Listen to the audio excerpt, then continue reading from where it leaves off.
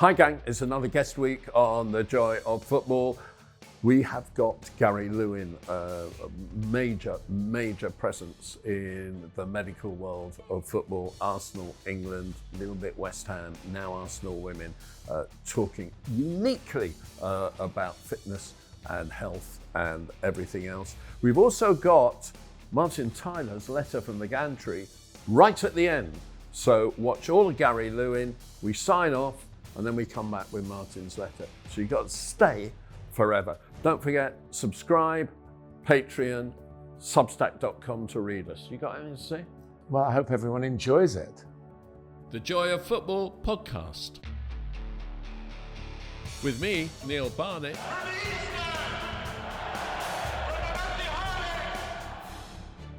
And with me, Martin Tyler. Looks rush Rooney! Aguero!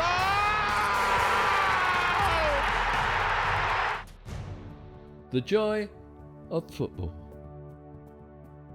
Hello, The Joy of Football podcast with Martin Tyler, the greatest commentator in the world, and me, Neil Barnett, is in the Munch and Wiggles in Oxshott today, Oxshott's best coffee shop, and is coming to you in a partnership with Cover Sports, the home of digital sport, health and fitness content that's innovative, inclusive and probably useful. And we've got the perfect guest for such a health enterprise, because it is Gary Lewin, if we can say, medical legend in football terms. Beyond legendary status, if there is such a thing. As a youngster, he became the Arsenal Physio in 1986. He became the England Physio in 1996, exclusively in 2006? 2008, yeah. 2008, and he was England Physio until 2016, after which he did a year at West Ham and is now heavily involved with Arsenal women. I've got to say, I've never met Gary before today. I've loathed him from a distance as a Chelsea man, except when he sort of saved JT from John Terry from not breathing. But you, Martin, have known him for decades. It's great to see you, mate. Yeah, and you. Yeah, we go back a long way. So I tried to score goals past you in the Arsenal gym. Yeah, I think I was 14 at the time. Yeah. Well, the commentators team, which was quite a feisty outfit in its day. We played charity game before the Premier League started, way back into the 70s. We were allowed to train, I'm not sure quite how, but we were allowed to train at Highbury on a Thursday night, which was not on the pitch, but we ran around the track around the outside, and it was very useful. I think I'm still feeling the benefits of it today. And sometimes we were called upon to play with the kids to give them some football as well, which we jumped at the chance. We go up into the Arsenal area where there was an indoor pitch, and then we came across Gary. And what are your memories of that? I mean, I remember Roger Thompson was the coach, Yeah. and Terry Burton was the youth team manager at the time. We used to train at Highbury. In those days, it's not like it wasn't academies in those days. Basically, you trained with any club you wanted to until you were 14, and at 14 you signed with that one club. And so I joined Arsenal when I was 12 or 13, and at 14 I signed for them as a schoolboy. And we used to train Monday nights, Thursday nights, from 7 till 8 o'clock on the indoor pitch that you mentioned. And then on Thursday nights, I know Roger used to take you training, and I think Ian Crawford was another coach from those days that used to help out Roger as well. Smith. Roger Smith, yeah. And either you'd come and join in with us, or I used to get the call afterwards and say, Gary, we need a keeper. Can you stay for another hour? So I'd stay behind and join in with these guys, not to know that our roles would sort of come back together again many years later when I left playing. Can you just explain, because Martin always presents himself football-wise as a cart horse who could score a few goals. Is that a description worthy of his commentary status? I wouldn't use the word cart horse. Thank you, Gary. Thank you. I would call him an old-fashioned centre forward. The ball moved to him, but when it did, he could put it in the back of the net. Did I score past you? Can you remember? Probably. Most people had. Yeah, and then so we did that, and then what happened then is I went full time as an apprentice and then a pro, but I started doing my coaching badges, so I carried on training. I'm going to use the word kids on a Thursday night, even though I was still a kid myself, and so I often then stayed behind and joined you guys to train afterwards as well. So, I mean, and what happened to your goalkeeping career? It failed miserably. No, I was released when I was 18. I wasn't good enough. And that's when I had a life-changing decision to make, because I left school with 9 O levels as they were then, but I had no A levels. And so I got released by Arsenal. Terry Neal pulled me in the office and told me they weren't going to offer me another contract. And so I got some advice from 2 people that I will thank until the day I die. And it was Alf Fields, who's no longer with us, but he was the kit man at Arsenal. And Fred Street, who is still very much with us, and I still talk to Fred regularly.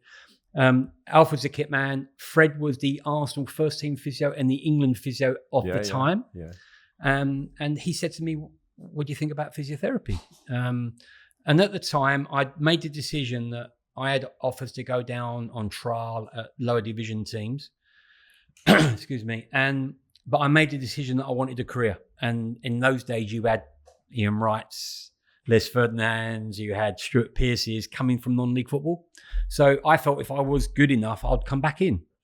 But I wanted something underneath me as a career. So I didn't know whether to be a police officer, a PE teacher, or Fred took me into the life as a physio. So was Fred Street was the World Cup physio, wasn't he? For Ramsey? I'm not sure about Sir Alf. He was Ron Greenwood. Yeah. He was Ron Greenwood. Yeah. He was famously in Italy with Bobby Robson and Gaza. And so he sent me up to Guy's Hospital, and I had a look around and got the bug for it and thought that's what I was going to do. So I left Arsenal in 82 as an 18-year-old. I had to go back to my old school to do my A-levels. Now, again, this is how old it was, how long ago it was. In those days, if you failed your A-levels, you could stay on and be a third-year sixth former. My old school were unbelievable for me. They agreed for me to go back as a third-year sixth former for me to do my A-levels. So you had to cram them in. So I crammed them in, and then I played at Barnett, who then were in the Conference League, which is now the National League. Barry Fry was the manager, I was at Dagenham pre-season with Ted Hardy, another character. Yeah. And then Barry came on, offered me a 1-year contract at Barnett. So I played at Barnett, was at school. Which school? Redden Court School in Harold Wood. And so I did that for a year. And then at the end of that year, I then made the decision to go into physiotherapy, and I was very fortunate to be accepted at Guy's Hospital. A year of 44 students, me and one other guy. So that was another reason to take up physiotherapy. And that's when my life changed again, in that I had planned to carry on playing for Barnett. Fred Street retired. Another physio called Roy Johnson came on into Arsenal and decided that he didn't want a full-time assistant. Fred had Roy as his full-time assistant.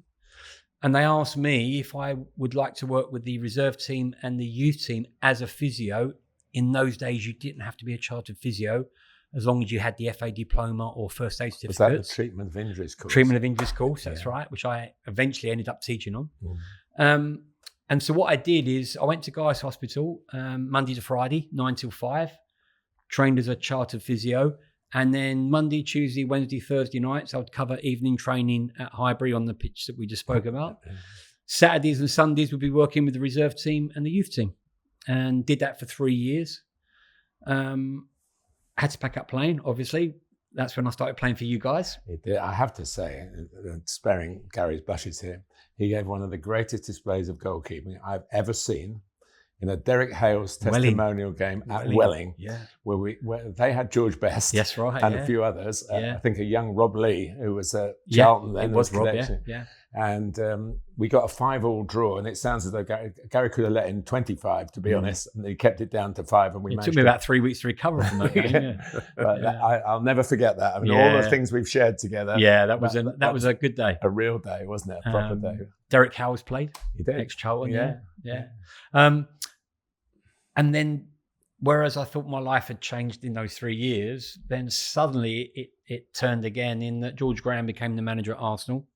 Roy Johnson left, and in the September of that year, don't forget, I qualified as a newly chartered physio in the July.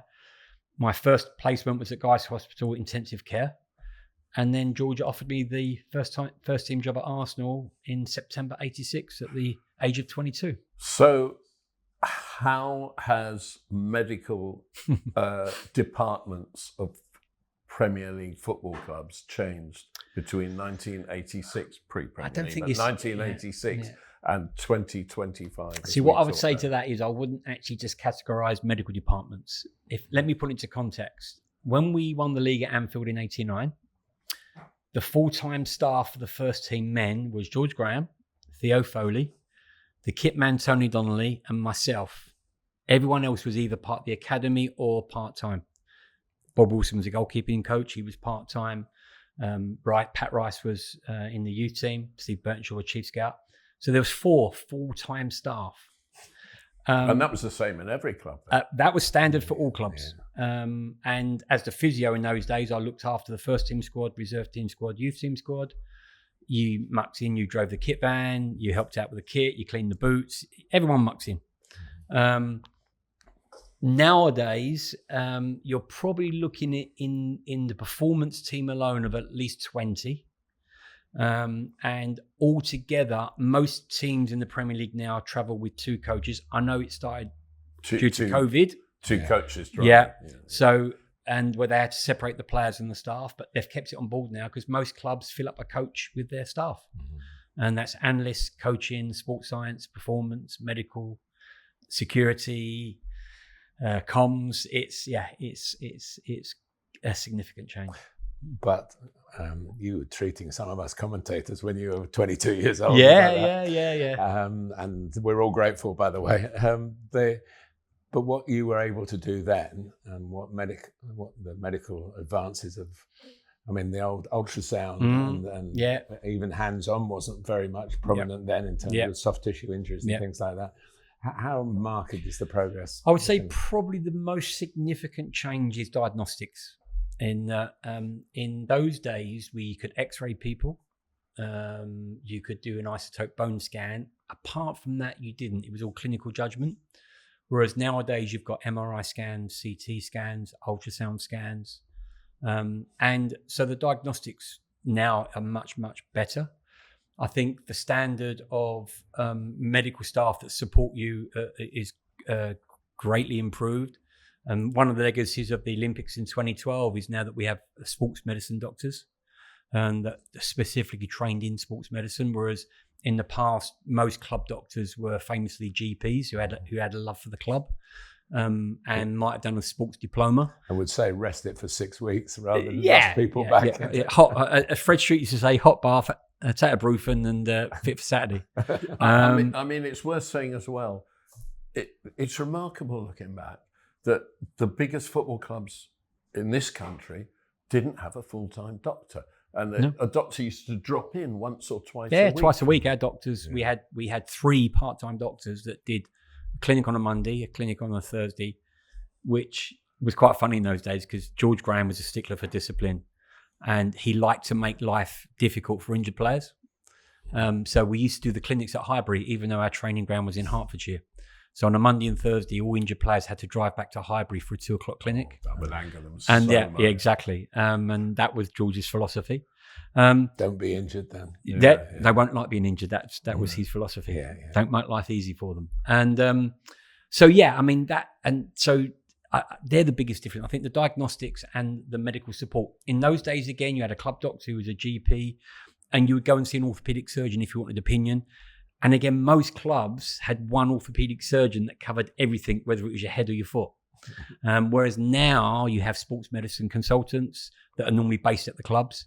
You have orthopaedic consultants. You have an ankle specialist, a knee specialist, a hip specialist, a back specialist, shoulder. Every joint or part of your body has its a consultant who specialises in that area, and that's all they do day in and day out. And how much better is it than it used to be, or is it actually loads of professionals But hey, the guys who got on with it before get on with it now. Yeah, I think you can't compare the two because, I mean, we used to have squads of 18 players. And I think when we won the league in 89, I think we used 15 or 16 players. It was something ridiculous like that. The game has changed so much. They're out and out athletes now. I mean, it used to be a game of attrition where you would play week in and week out, and the only time the player didn't play is when they had an injury, and they did not like it when somebody got injured. That's the only time they used to get dropped. So whereas nowadays it is a squad game, it's very, very tactical compared to how it used to be. And so it's really difficult to change the two. I would say it's different rather than better. Can we go back to, you mentioned winning the league in 1989 and that day, and that ended with Michael Thomas being the hero. I think the real hero was the person that got Michael Thomas to play in that game, wasn't it? Just for people who don't know, Michael Thomas did what Sergio Aguero did. He scored in the last kick of the game in order to win the league. Also had to win 2-0. Being very biased, I would say it was a bit more than that. We went to the last 3 games of the season. We had Derby at home, Wimbledon at home, both who were fighting relegation, and then Liverpool away. And the reason why we had Liverpool away is because that was the Hillsbury year. So our game against Liverpool was cancelled because of the cup semi-final, I think it was, which was the Hillsbury disaster. And so because games were then cancelled after the Hillsbury disaster, we couldn't play it, and so the league decided to play it.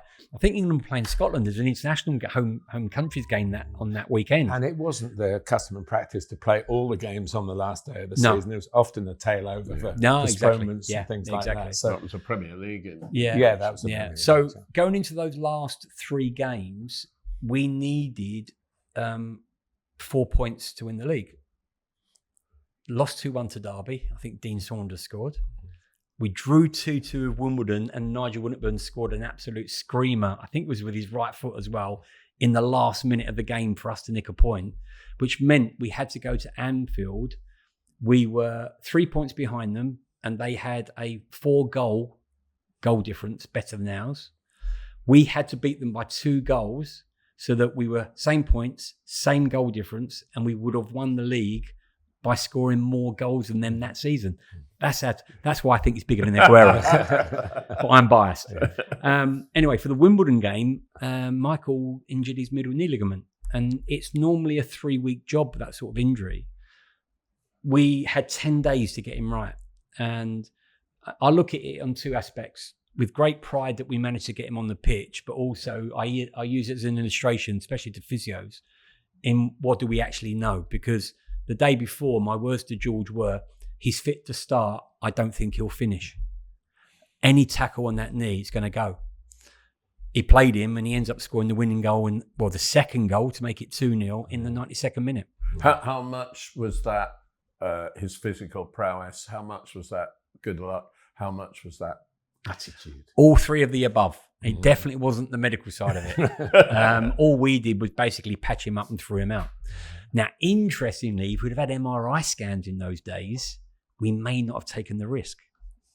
But then you might have won 4-0. That's football. That's football. But it must have been. Go through the rest of it. So what did you seek him out about the fitness at the end of the game, or were you just so caught up in the No, I mean, it was a really weird day because, again, in those days, we didn't fly anywhere. And we travelled on the day of the game. So we met at Colney in the morning. First thing, Mick, any reaction to yesterday? No, I'm fine. Leave me alone. Okay. Once they say that to you, you don't ask again. That's it. Travelled up. I always used to go to the grounds before and lay the kit out with the kit man. I'd go running around the track before the games. Those were days when I used to be able to run. And then went back to the hotel. It was my job to get the players out of bed. So I did the alarm calls, pre-match meal, go to the game. I never went into a team talk. It's something I've never done in my whole career. I don't personally feel that's my place to be in a team talk. That's coaches.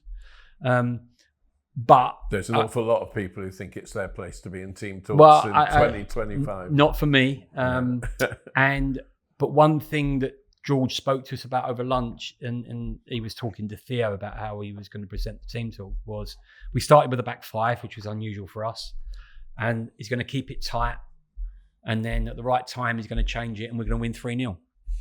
And 76th minute, we were 1-0 up. He changed to a back four. And we ended up winning it 2-0 with Mickey scoring in the last minute. So it was, and then the rest were just chaos because, funny enough, our club doctor come down with Sir Bobby Robson, who our club doctor was the England doctor, and he came down to cover our game because Sir Bobby had a private jet bringing him down to watch the game the night before England played Scotland. So the doc was there and was at the game, and it was just after the game, it was just incredible. Can we talk about two things that, in a sense, haven't changed? The number, and one in particular, which must concern you a lot, ACLs, anterior cruciate ligament ruptures, which still put people out for anything from 9 months to a year. And now in the women's game, there's so much talk about them being so much more prevalent with women than with men. And the other is concussion, which is such a big subject. And has football ever dealt with it properly? Let's start with ACLs. Exactly what are they? Yeah. And how are they treated? And how long does it take people to come back? And what's the difference between men and women? Well, to put that question into context, when I first started in sports medicine, if you ruptured your ACL, your career was finished. You didn't play with them.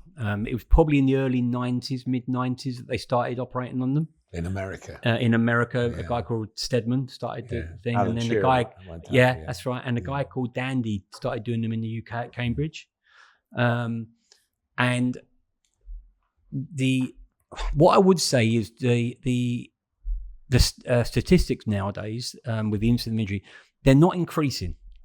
So they're not suddenly got an influx of ACLs, particularly in the women's game. But like all sport nowadays, it's what George Graham had to say in front page, back page. If you're on the back page, I'm happy. Do not get on the front page, for obvious reasons. And ACL now is football's in such a position where you're living in a goldfish bowl. Everything gets highlighted. So the actual numbers statistically aren't going up, but they're being reported more freely. And so what they are, so there's 4 ligaments in your knee, one on the medial or the inside of the knee, which in theory is the main thing that when you're kicking the ball, the inside of your foot, that puts load on that. You've got one on the outside of your knee, the lateral ligament, which again, we're kicking the outside of the foot or movement side to side. Inside the knee, we say intra-articular. Inside the knee, you've got 2 cruciates. You've got a posterior one and an anterior one. The posterior one does a lot of things, but in general stops the shin bone or the tibia moving backwards in the knee joint. The anterior cruciate stops the shin bone moving forwards. So if you think about when you're running, if you're decelerating, so you're slowing down, the shift of the lower leg goes forward. That's when your cruciate kicks in. So if you rupture it, it means you've got an unstable knee. So your knee will move forwards and backwards. In some sports, you carry on playing and they brace it. In contact sports, it's very difficult to do that. Although, as I said earlier, before they did the reconstructions they do nowadays, players did try to carry on playing with it. I know there's quite a few players that have tried to play and played to a certain level, but in today's game, you just would not survive. So they go in and they use either a tendon graft from your patellar tendon, which is your kicking muscle tendon, or one of your hamstring tendons, and they replace the ligament with a tendon graft, stitch it in. That's why it takes 6 to 9 months for you to come back. The other one you mentioned was concussion. Hang on, just before that, obviously it used to take 18 months to come back at the beginning, and it's dropped and it's dropped and it's dropped. But for people who follow a team regularly, they must see that often when a player comes back, occasionally they come back at the level that they went out on, but often it takes that extra 6 months to get back to the level. And sometimes it can take a hell of a lot longer. And why is that? And how do you cope with it? The why, and it depends on player to player, is what you've got to remember is that they've come out because of a significant injury they've had surgery on. So the rest of their body deconditions. And often when you come back from a long-term injury, there's a thing called secondary injury syndrome, where you often pick up a second injury, normally a kicking muscle or a hamstring. And so the first thing is they've got to recover from the surgery and the initial injury. Secondly, they've got to recondition their whole body to tolerate professional football. You have to do that in a way that you're gradually increasing their load to tolerate it. So they're two physical components.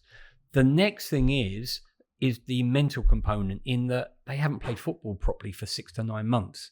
Getting back in there, if you ask any player to get to the level they get to, it doesn't happen on one day. It takes months, even when you're fully fit, to get to the level you need to get to. So although they've got the muscle memory, the body memory of getting to that level, physically it takes time to get back. The timing, the confidence, the aggressive side of the game. And that takes time. Some players do it a lot quicker. Some players take a little bit longer. Before we go into concussion, so you were actually saying earlier, Gary, that the hardness of the pitches now, which we know that part artificial in the Premier League pitches, and then drainage is fantastic. Yeah. So there isn't a correlation between that and ACLs on the rise then? No. The only, I mean, there was a big call about AstroTurf pitches, and then it was Deso pitches, which is the new partly artificial and the harder sand-based pitches that we've got nowadays. All the research that FIFA and I think UEFA have done quite a bit of research on it. What it says to you, it's the changing of pitches. So if you go from grass to AstroTurf, it's the changing of pitches that slightly increases the incidence of injury. If you're consistently on the same pitches, it doesn't affect the incidence of injury.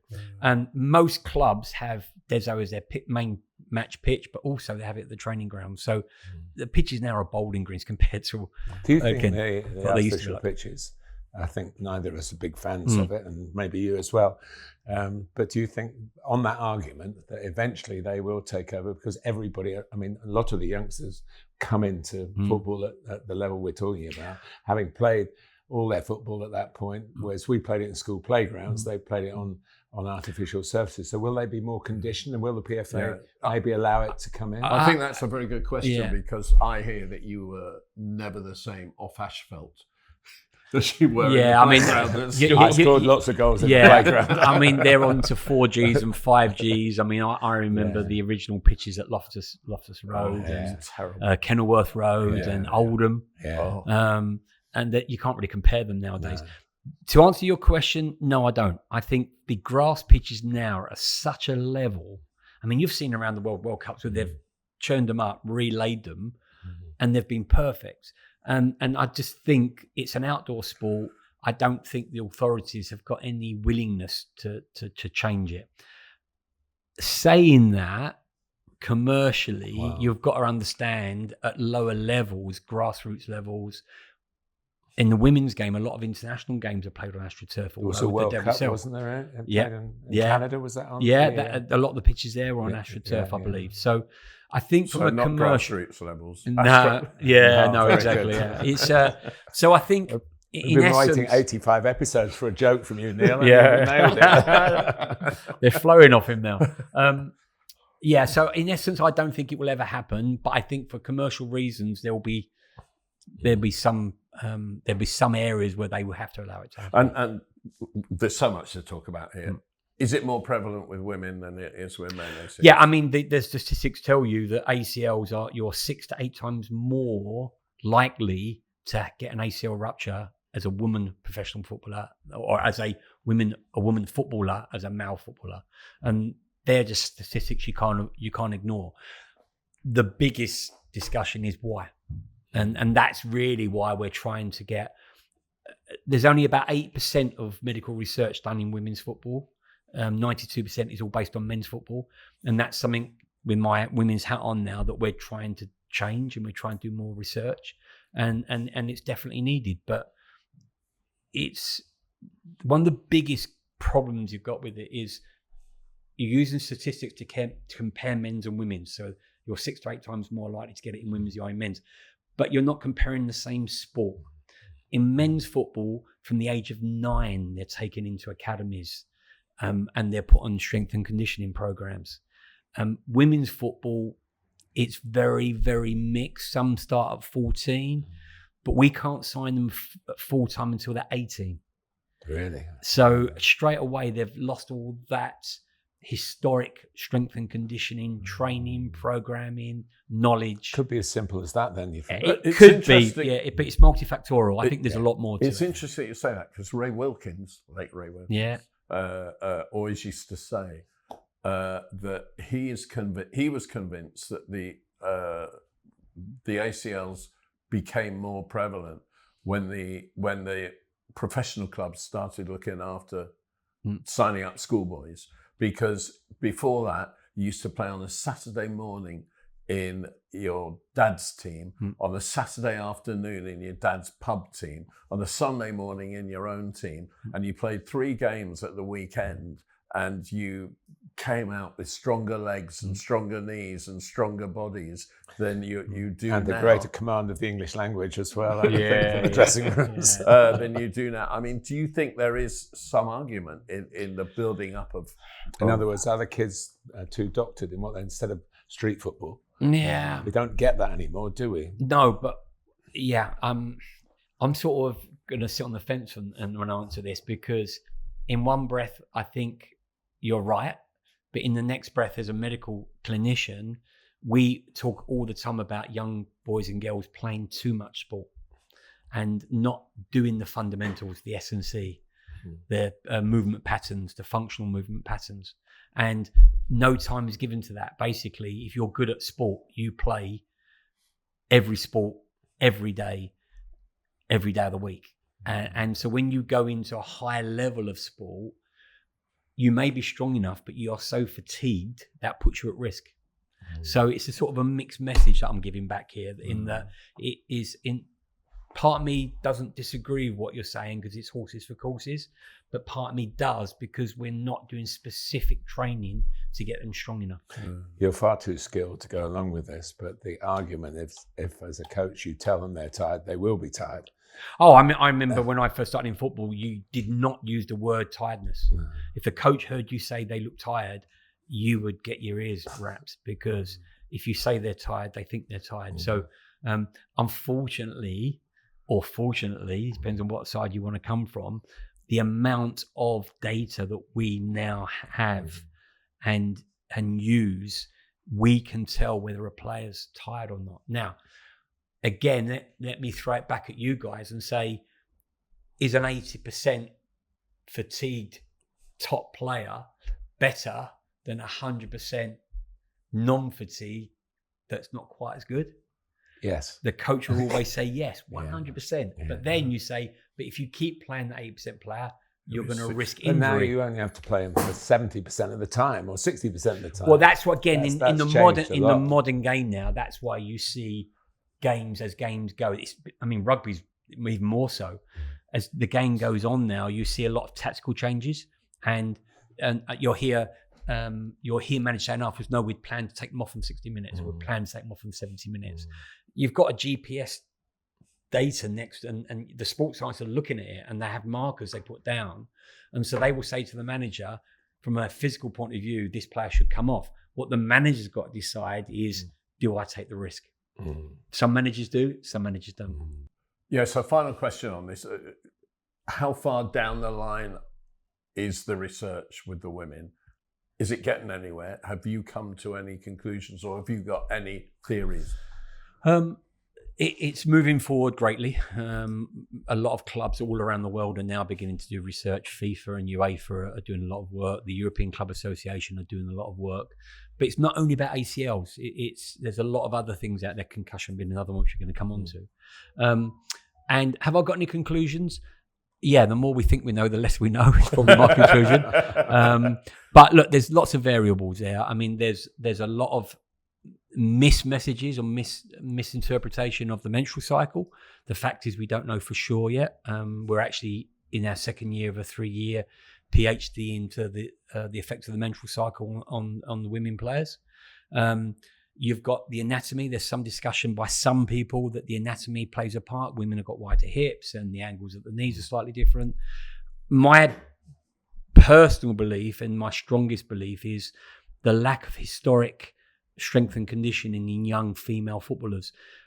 Even socially, if you walked into any gym, you very rarely see young women, young girls in there doing specific S&C. It's all men pumping iron. And so even culturally and socially, we don't promote it.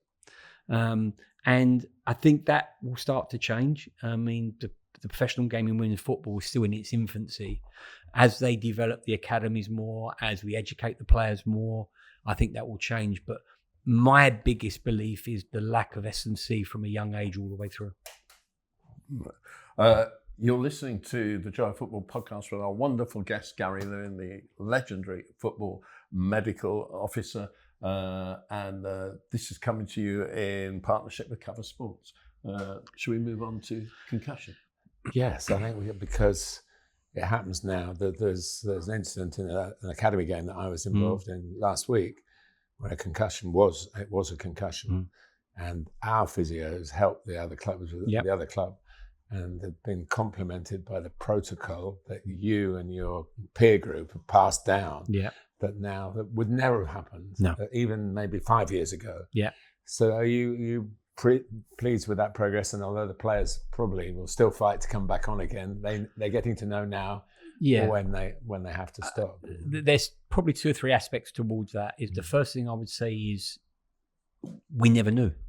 I mean, when I first started in sports medicine, you didn't have any of this knowledge about concussion, and so I think it can only be good for the welfare of players and staff, to protect the staff, that more knowledge is come to light about concussion.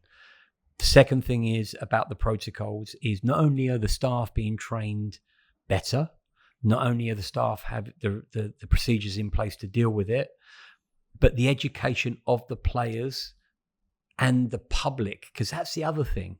People have got a general understanding about concussion now that's helping protect players. And I think that can only be good. The more knowledge people have, the better it is to protect the players. And we still don't know. We still are unsure about the long-term effects of concussion. And every year that goes by, we're learning more and learning more.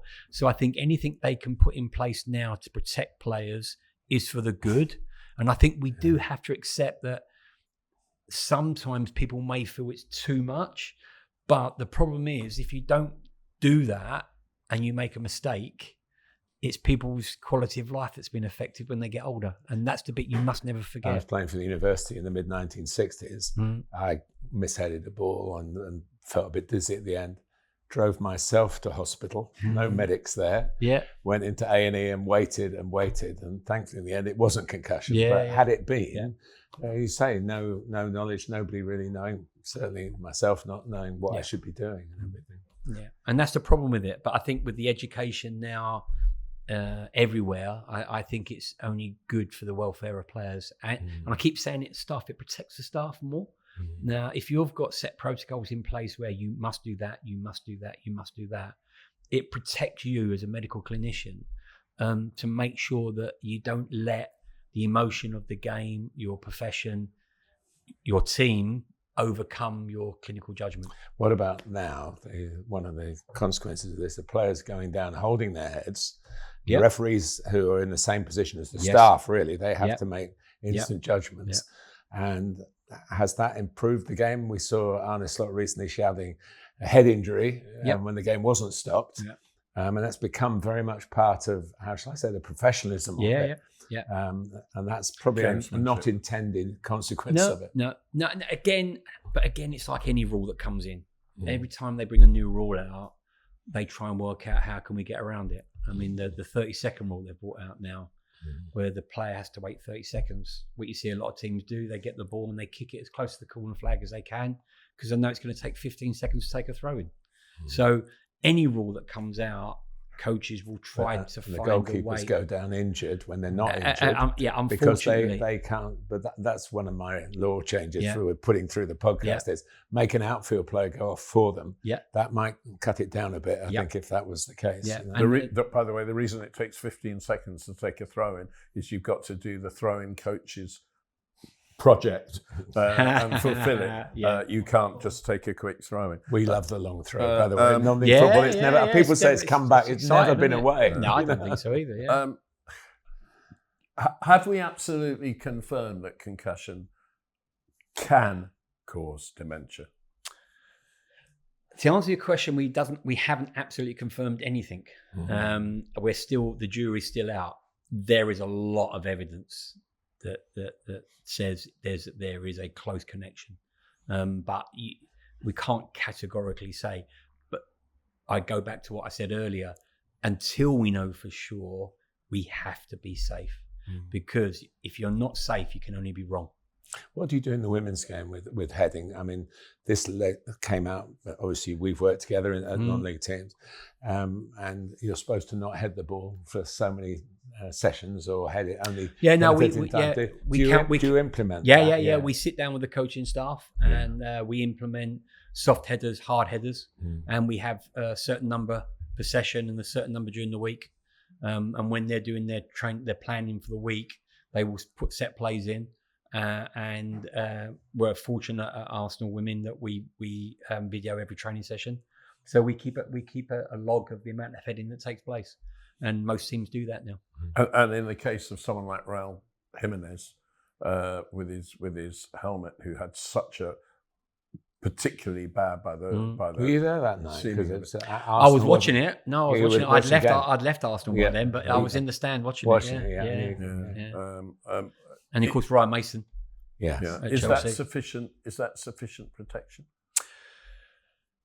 Again, without knowing what's gone on, what I would say is there's no way on earth he would be allowed to play if they did not believe it was, because nowadays the medical input into that sort of thing is monumental. Are you amazed I was there when you started and how we are now on your journey, which we haven't even talked about England yet, where I thought he'd had a heart attack and almost had a heart attack myself in Sao Paulo in 2014. Dislocate my ankle. Yeah, and when taken off, and I don't know why I was thinking it was a heart attack. But it was my wife did. She got the insurance policy out to check. Without causing you too much anguish, can you go back and tell that story? It was so Brazil was a unique World Cup in that they were still painting the stadium when we arrived, and at Sao Paulo, it wasn't Sao Paulo, it was Manaus, because it was up in the rainforest, and they'd laid a pitch and the pitch was in good condition, but for some reason they'd laid AstroTurf in the dugout area. And there was a small gap between the AstroTurf and the grass. And of course they watered the pitch, which meant they watered the dugout. And Daniel Sturridge equalised. We all jumped up against Italy in the first game. We all jumped up. I slipped and my foot slid forward into the ditch, and so rotated and dislocated. So of course the whole bench are going mad, and I just tugged the doctor's trouser leg and went to Doc, I think I've dislocated my ankle. And of course he looked down. I think Frank Lampard was on the bench. I remember he went white. And the Doc was brilliant. The Doc, we're trained to realign if you have a dislocation. He put some pressure on my ankle and it just popped straight back into place. And then I got stretchered off. And then unfortunately I'd fractured it in several places. And so I had to fly back to London, get it reconstructed the following day. So realigning it wasn't going to get you through the rest of the game. No chance. No. My biggest hope was I'm going to the hospital with one of the England doctors, and we're going for X-rays and scans, and I'm laying there thinking, from a medical perspective, I know what's probably happened. I've probably cracked the fibula. Hopefully, I hadn't affected the tibia, and I get there and he puts the X-ray up. And I fractured the fibula in several places. It's called a comminuted fracture. And I'd fractured the tibia as well. And I leant over to him and went, looks like I'm going home, doctor. I knew straight away that I was in trouble. So I was hoping it would be a minor, because sometimes you can dislocate a joint and you might fracture, have a small fracture. And then they put me in a boot and I could work in a boot. I wouldn't be running on, but I could still work. But no, that was me done. I do remember the funniest thing afterwards though was Studge texted me and said, "Thanks a lot. One of my best goals ever for England, and all they're talking about is you dislocating." Well, that's the most. What was the best part of being involved with England? National anthem. I was the England physio. I think I did over 230 odd games for the senior team, and quite a few other games for under 20s and others, and just being that proud to represent your country. And every game when they did the national anthem, the hairs on the back of my head would stand up. And I remember, I still get quite emotional about it now. I remember I was sitting at home and I was watching the game against Uruguay, the next game, leg up in the air in a cast, and they played the national anthem. I was just bursting into tears. Wow. I mean, you were physio all the way through the golden generation that didn't achieve, and there's so many people who've had their say on it. But the physio's room has always been the room where everybody sits and natters and chats and hangs rather than gets changed and goes back to the hotel or whatever. What was the atmosphere like in there?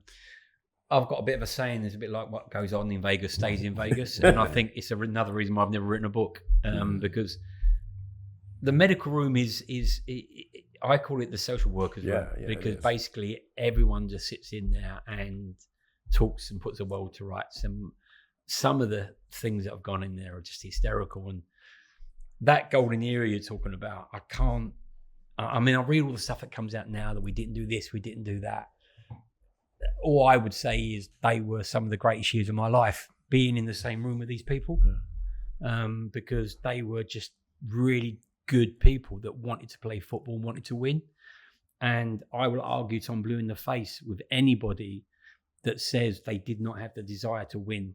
I've been in the dressing room with, but been knocked out, and it's the low of the low. And I was just really, really lucky to live through such great times, starting with Glenn Hoddle in 98, going all the way through to Roy Hodgson. I started in France, finished in France, 20 years.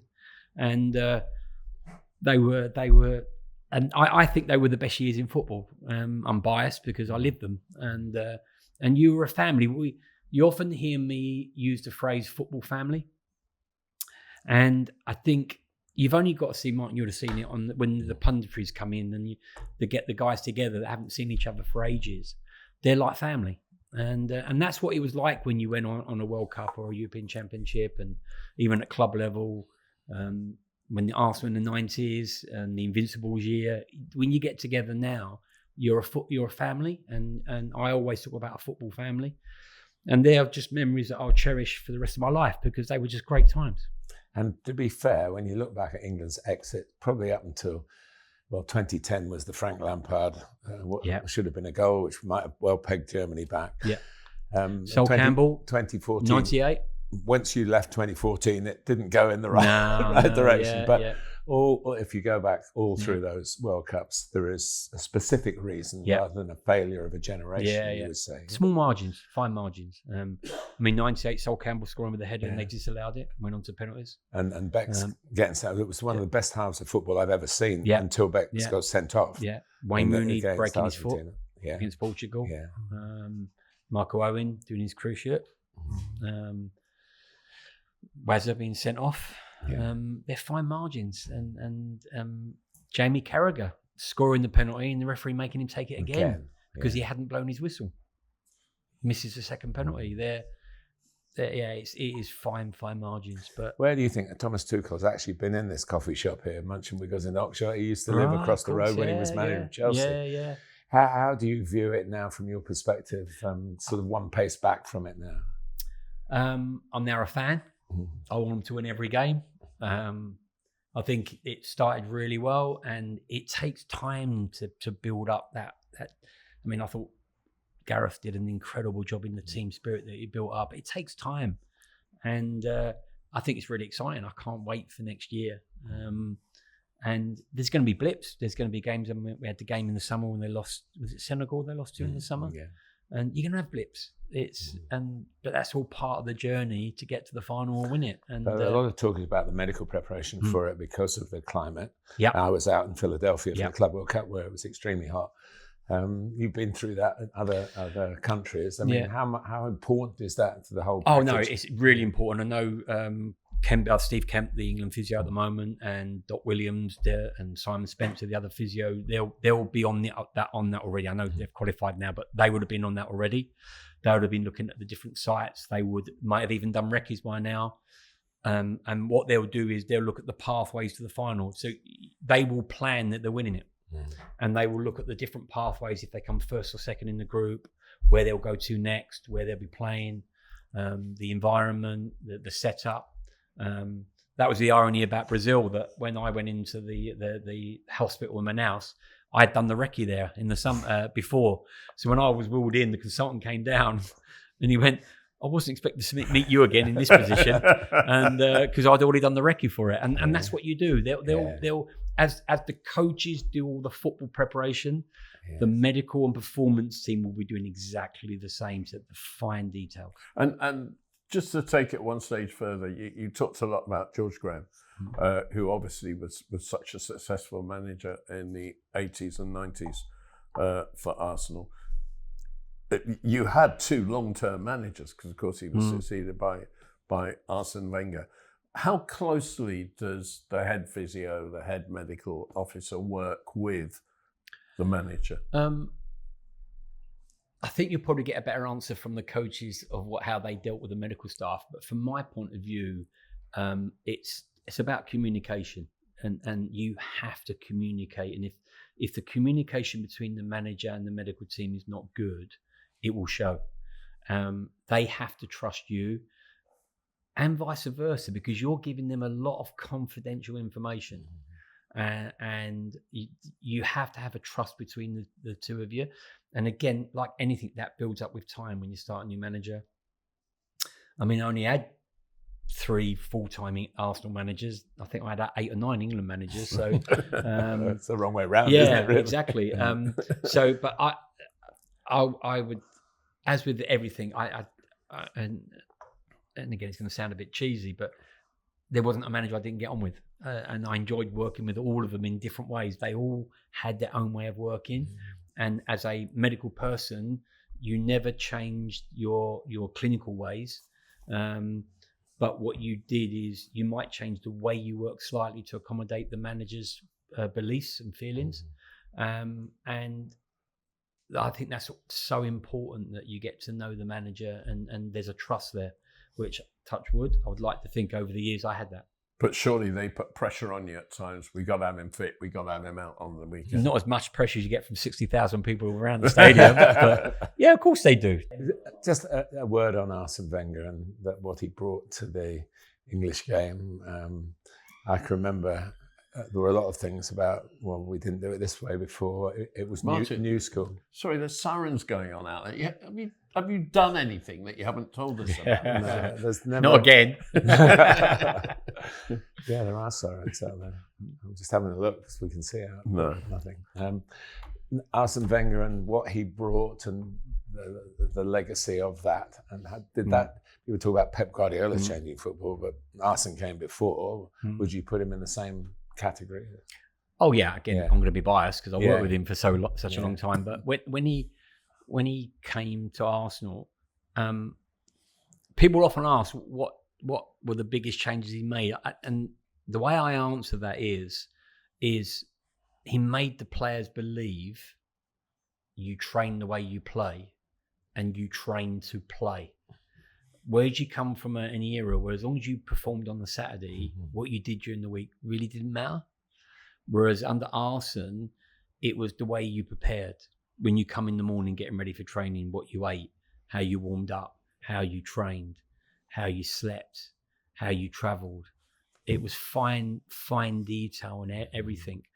But he took the players on the journey. If you think about the English players that he inherited, that you would not dream in a million years would buy into his philosophy, they all got an extra 5-6 years on their careers because of it, and they got it, they understood it. And then, I mean, some of the stuff he brought in those days is just normal now. It's the way everybody works. But at the time, let me put it into context. The year before, we signed Dennis Bergkamp under Bruce Rioch, and I felt that about Dennis, in that you'd watch him train, you drop him prepare. It was the Italian model, that I train the way I play, and I train to play. As a Dutchman, he'd played in Italy. Exactly, he'd come from Inter Milan, and every day in training, he was looking for perfection in training.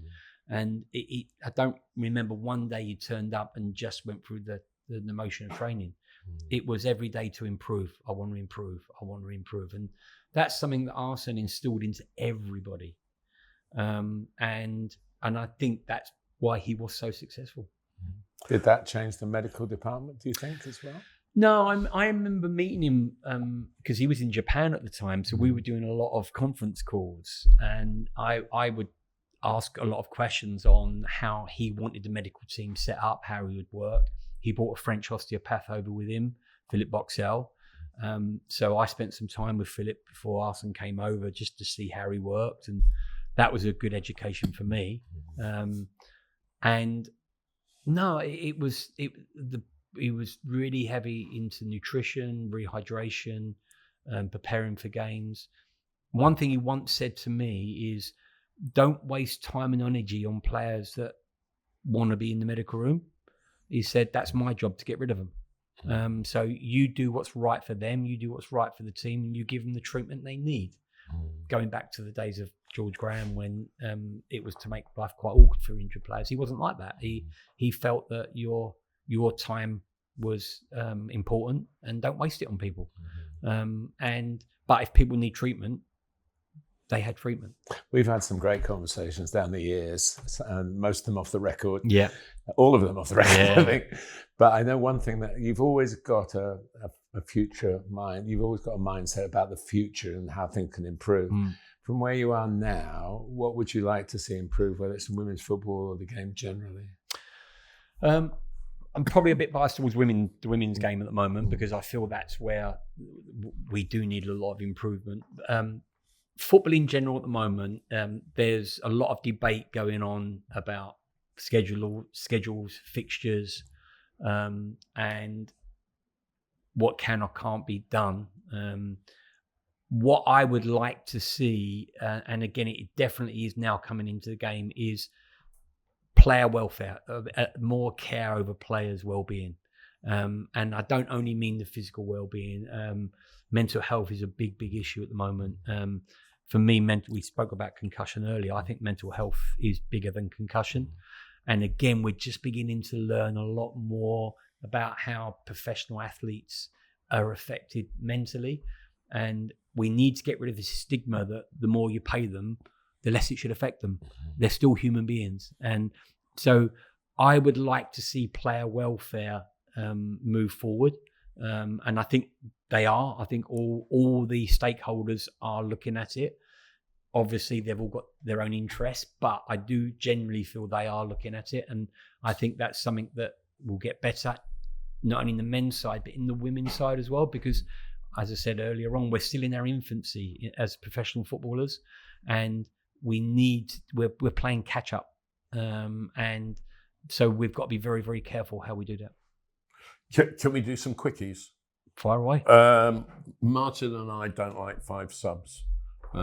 Too many. They want to bring more in, don't they? They give players rests, but for us, it takes it away from being the players' game, makes it the manager's game. So whether I like it or not, I'm going to sit on the fence on it for the moment, because my answer back to you is, and I mentioned rugby earlier on, it's crept into rugby now, more and more substitutes on the 60 minutes.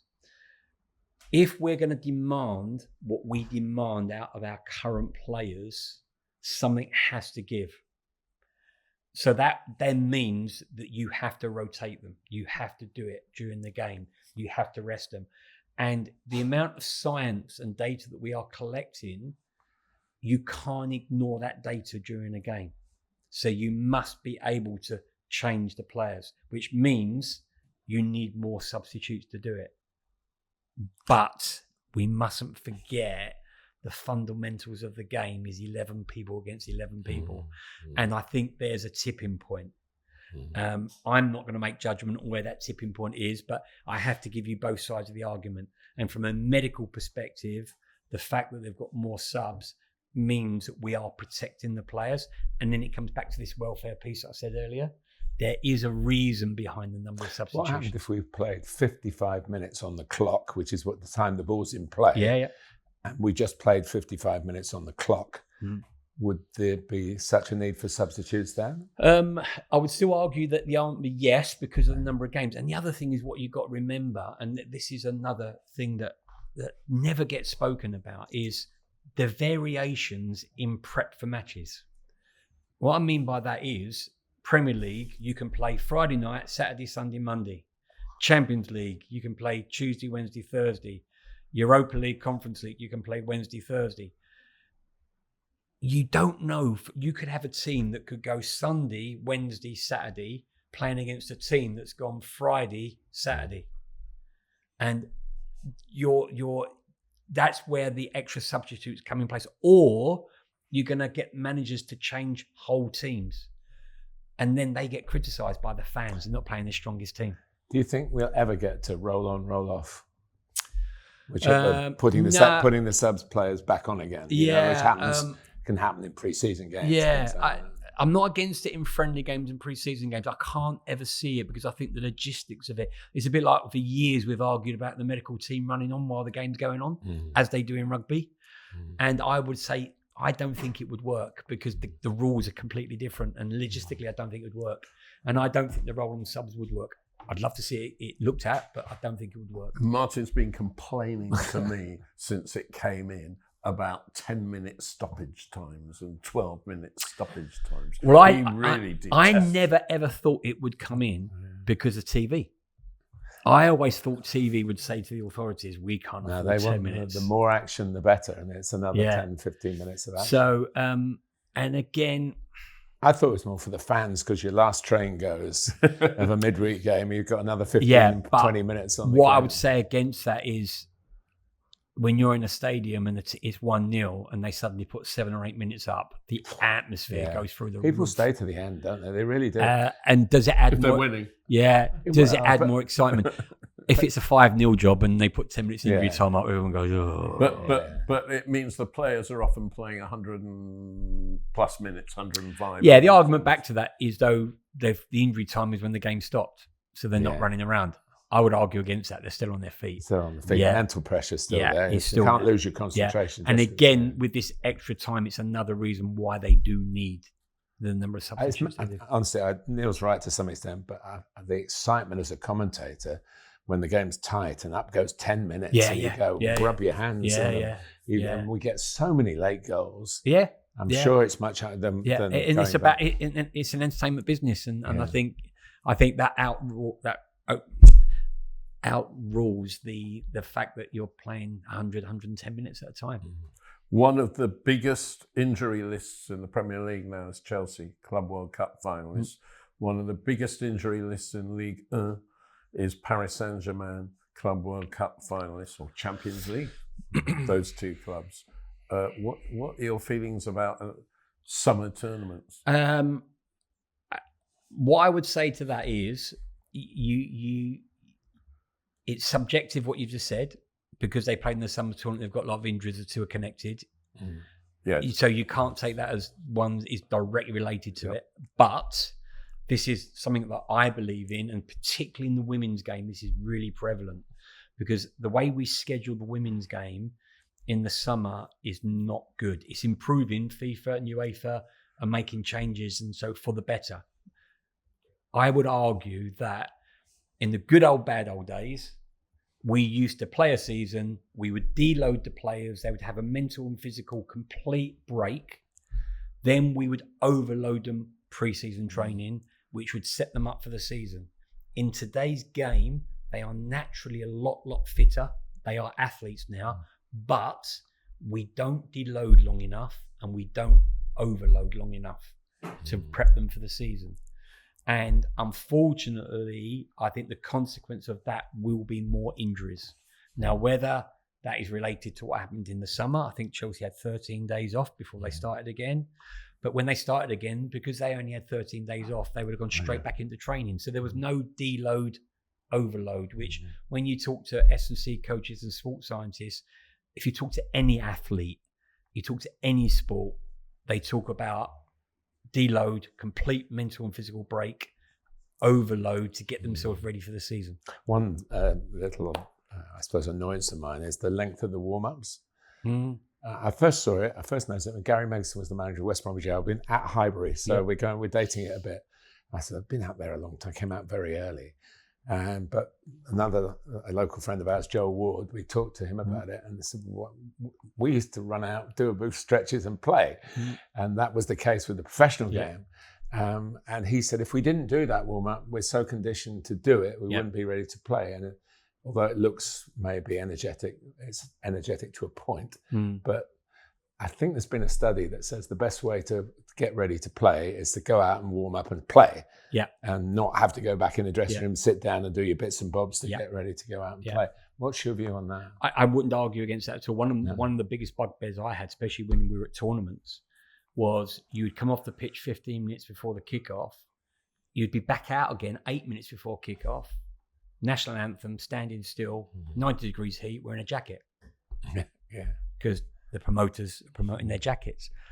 So I don't disagree with what you said. I think that gap is long. And the 15-minute half-time is long. I saw Crystal Palace, having played in Europe on the Thursday, play really well at Everton on the Sunday at 2:00. They went in, sat down for 15 minutes, and the second half they were shot. It was that one extra bit too much. And again, I think that's where, you see clubs now, when they come out, they put the cones out and they do these little runs to try and fire them up again. Effect when it's just one or two little swerves and you're out on the pitch. Whether that makes a difference or not, that's down to the scientists that will tell you that, if it's good or bad. But I think the biggest way I would answer that is they are athletes now. And if you look at Olympic athletes, they spend a long time prepping for their We don't actually see it on television because they do these warm-up things behind the scenes. They do, And long warm-ups for 100 metres, they're still long warm-ups. They do long warm-ups. And the athletes now, and Joel's right in that they do that day to day.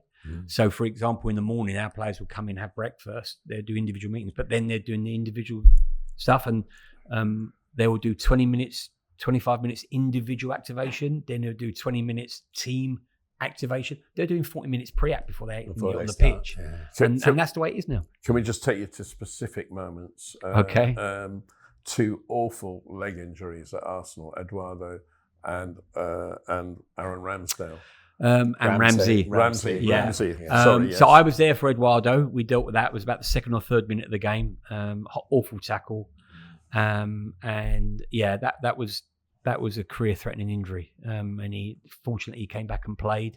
Some people argued he never returned to the level he was at, but he still carried on playing for many years afterwards. That was a difficult day. I wasn't there with Aaron. It was Colin, my cousin, who took over for me at Arsenal, dealt with Aaron. But I then worked with Aaron at the Olympics. So post leg break, I worked with him in 2012. And he's still playing. Yes, he's still going. He's doing well. He's doing well. So they were two nasty injuries. But when you're out on the pitch dealing with something like that, how much pressure is there on you to sort it out and get off the pitch, and how much pressure and how much freedom is there to take the time you need to take? You just go into autopilot. That's where your training kicks in, and that's when. I remember there was one England game I was sitting on the bench, and I think it was Phil Neville started laughing at me, and I kept looking at him. I said, "What are you laughing at?" He went, "You're in the zone, aren't you?" And I went, "What do you mean?" He went, "The concentration on your face is funny to watch." And that's what it's like when I used to joke with Martin quite a lot in that I used to go home and watch the game because I didn't feel that I'd watched the game, because you get so engrossed in your role. And that's what it's like when you go on a pitch. You have your training, you have your protocols that you stick to, you're on a radio, and that's what you do. And so it's the same as if it's a broken leg, it's an unconscious player, it's a head injury, you just go in, get in the zone, and that's what you do. It's when you reflect on it afterwards, that's when it hits you. Oh God, did I do that right? Did I do that? And then you realise you're in a goldfish bowl when you keep seeing it flashed up on the telly. You think, oh my God, I think I did that right. Two head injuries. David Rocastle And John Terry, not with England, but in a cup final. When you were Arsenal. Yeah, JT's was an interesting one because obviously I'd been working with England and we were playing Chelsea in the League Cup final, and I'd gone on to treat Manuel Almunia. Something had been thrown at him, and so I was called on to treat Manu. And again, just from experience, if you treat a goalkeeper, I would always sit behind the goal until they'd done something significant, either caught the ball, kicked the ball, made a save, whatever. Because early in my career, when I was doing the reserves, I remember going on to a goalkeeper. It was Rhys Wilmot, Welsh goalkeeper, in the reserve team game at Highbury. I ran onto him and got him up, got him moving. I ran straight back to the bench, and as I'm running back to the bench, he laid down again because he wasn't right. And so by doing something wrong, you learn that in future you don't. So I sat behind the goal. Of course, the cross comes in. Abou Diaby volleyed the bottom of John's face, his jaw, and you don't even think about it. You just run straight on. And his eyes had rolled, and his tongue had blocked his air pipe. And so I just put him in a position and did a thing called a jaw thrust, which moved the jaw forward, relaxes the tongue, cleared his airway, and he came round. So it was just being in the right place at the right time. And David Rocastle was over at Millwall. Exactly the same thing happened. Just put him in the right position, did a jaw thrust, the tongue relaxed, and it opened up the airway. But Millwall, the old Cold Blow Lane on a Wednesday night, is not the best place to be. So and Leah Williamson, England legend, ACL. Yeah, we went through a phase at Arsenal. We had 5 in a year. So they're like London buses. You don't see them for years, and then they come all at once. And so we lost Leah, Beth Mead, Vivian Medema, Laura Weinrother was another one. Who was the 5th one? I can't remember. Taya Goldie was our 5th ACL in about 8 months. That does tend to happen. You pick up, I remember the famous metatarsal fractures with Beck started in the 2000s, and then nobody knew the word. Nobody knew what they were, and then suddenly there was just like an influx. You were looking around saying, "Where's my metatarsal?" Yeah, and it happens, but it goes with the territory, and I think that's again one of the most satisfying parts of the job, that you get people back. You love doing it. They appreciate you doing it. But in the outside world, you don't exist, basically. You just get on with the job. Do you give yourself a moment to look back? You're going to drive around the M25 now, so I suggest maybe you should do it. To think that I first met as a 14-year-old trying to stop me scoring in the Arsenal. A private pitch up at Highbury, and what you've achieved and what's happened to you. I mean, they say when you're having fun, it goes quickly. It seems to have gone very quickly, hasn't it? But Gary, you must be very proud. I don't want to put words, I know what a modest guy you are, but what you've achieved from somebody who was offered physiotherapy really as a possible way of not being a footballer. And then you've come to the top of the tree. I come from East Ham in the East End of London. I didn't make it as a footballer. And I've just said I get quite emotional because I've had the best time of my life, and it's been brilliant. But getting old now, mate. So I'm at the end of it. But it's I just love every minute of it. I wouldn't swap it for the world. And how much did you have to change when it came to treating women? Well, that was interesting because that sort of evolved. Because when I went to the FA in 2008 full time. Part of my role was to look after all the physios of all the teams. And so I spent some time with England women's team. It was Hope Powell, the manager at the time. And you do have to change. It is a different way of treating people. Obviously, safeguarding is massive. An older man in a female world, you have to be very, very wary of how you work and what you do. But even the working with them, a different anatomy, a different mental aspect towards the game. I keep saying it. They've only been professional for about 5 to 10 years now, so they're in the infancy of the sport. They're learning to be professionals. One of the biggest things, and this comes down to the mental health side of it, they've been thrust into this spotlight after winning the Euros twice that they're not used to. front page, back page. Yeah. A lot of the women now are front page headlines, and that takes some getting used to. But what I say about all the people I've treated over the years, and I've treated some incredible people in football and other sports, they're people. They're human people, for human beings first. And if you treat them like that, you'll get it right. If you treat them as sports people, that's all about the sport, you'll make mistakes. You've got to treat them as people first. I can tell everybody, you've always got it right, mate. Thank you very much Thank for your you. time today. Thank It's you. a real pleasure to talk to you, mate.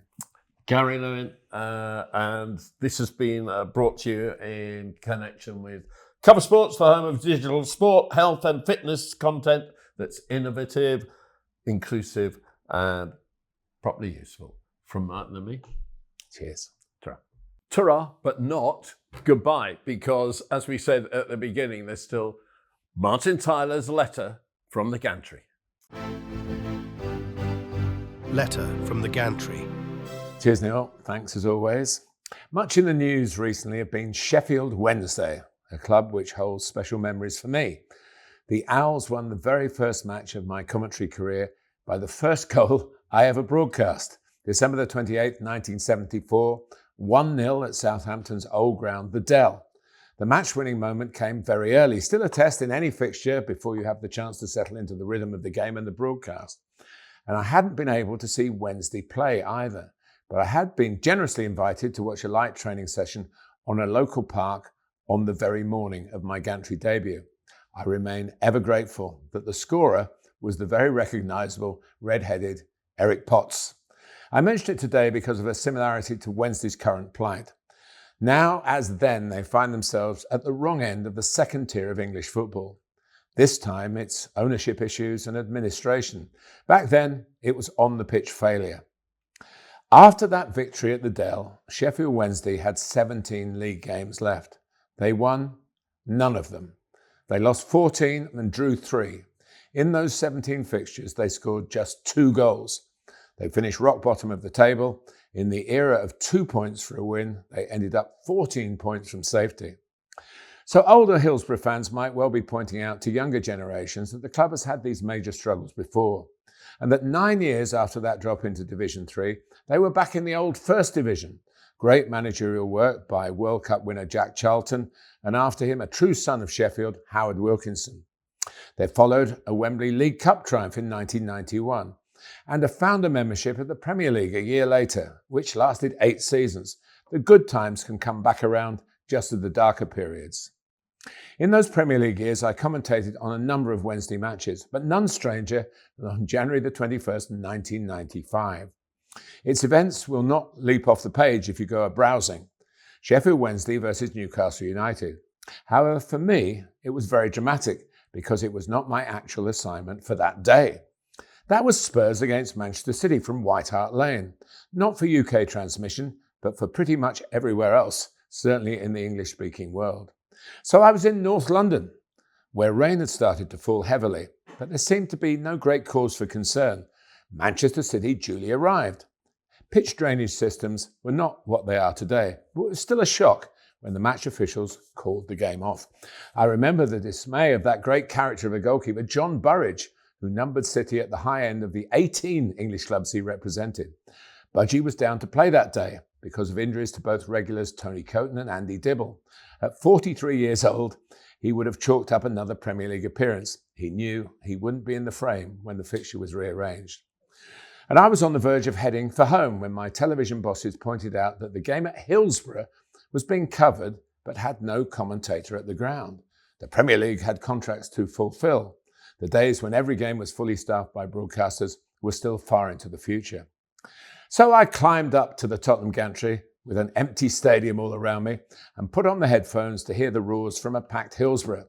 I would see the action being from South Yorkshire on a relatively small television monitor. So unlike John Burridge, I would have a game on that sodden Saturday afternoon, which was great, but no notes, no lineups, and by now it was 2:15 for a 2:55 on air and a 3 p.m. kickoff. So I took a punt and rang Sheffield Wednesday, just the main switchboard. Amazingly, what was in effect a cry for help was answered. So I asked for Richie Barker, a great football man who at the time was the right-hand man to another good friend, the boss, Trevor Francis.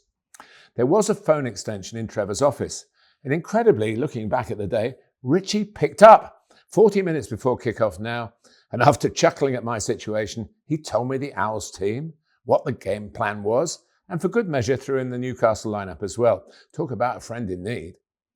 Calling the game from a television screen is known as off-tubing. In the 20 years on from that debut at the Dell, I had accumulated a fair bit of experience of off-tube commentary, but almost always in a television building, a proper sound dubbing suite. I was later to commentate on an Aston Villa FA Cup tie from the back of the van in the car park at Dagenham and Redbridge, but that's another story. After a deep breath and the words, "Cue Martin," in my ears, I was off.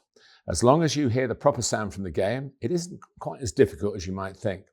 And there was bags of noise. Wednesday were playing Kevin Keegan's entertainers after all, and stacks of instantly recognisable players, with Chris Waddle, once of Newcastle of course, lining up against some old mates, including Peter Beardsley. But for all the attacking talent on the pitch, it finished goalless. My abiding memory when I put down my microphone at the end was the contrast from the roars that had been in my ears via the headphones for a couple of hours to the total peacefulness inside the stadium where I was sitting. There is an old Michael Caine movie, it might be the Ipcress File, wherein the character of Agent Harry Palmer, he thinks he's being incarcerated in an Eastern European country, but manages to escape by moving silently away from his captors. When he opens his door to freedom, he actually finds himself in a very busy, noisy London street. It was just the same for me that afternoon as I made my escape from the silence of the stadium into a packed Tottenham high road. I've got to say that Sheffield Wednesday team of the 80s and early 90s, I used to make an 11 with my mates of non-world class players who are always world class against Chelsea. And an absolute cast iron member was Carlton Palmer. He absolutely He wasn't dominated. related to Harry Palmer, though. No. But he dominated for years against Chelsea in the midfield. Well. And of course, when they won the League Cup, they beat Chelsea in the semi-final. Yeah. What a pair of awful games that was for me. But they were a good team. It was Ron Atkinson was their manager. They beat Manchester United in the final, but they were second tier, the second division at the time. I must say, I have a personal interest in them doing well now. Jamal Lowe is the best player I've ever coached, been involved in coaching. We had a year at the club called Hampton and Richmond. He's almost 10 years on now. He's earning a lot more money than he was with us playing Sheffield Wednesday, and now he'll get paid. So I'm very pleased for him, and I hope he's part of the movement forward. I know the Wednesday fans, they really care about their club, and in a strange situation. Big club. It is a massive club, and in this so-called dark days of administration, actually the light is starting to shine again. So we wish them well from the joy of football. They deserve some joy. Yeah. So that's it. It really is it this time on the podcast. Thank you for watching, listening to it all. Don't forget, you can subscribe, you can go to the Patreon, you can read our writings on substack.com, and you can come back next week. See you next time.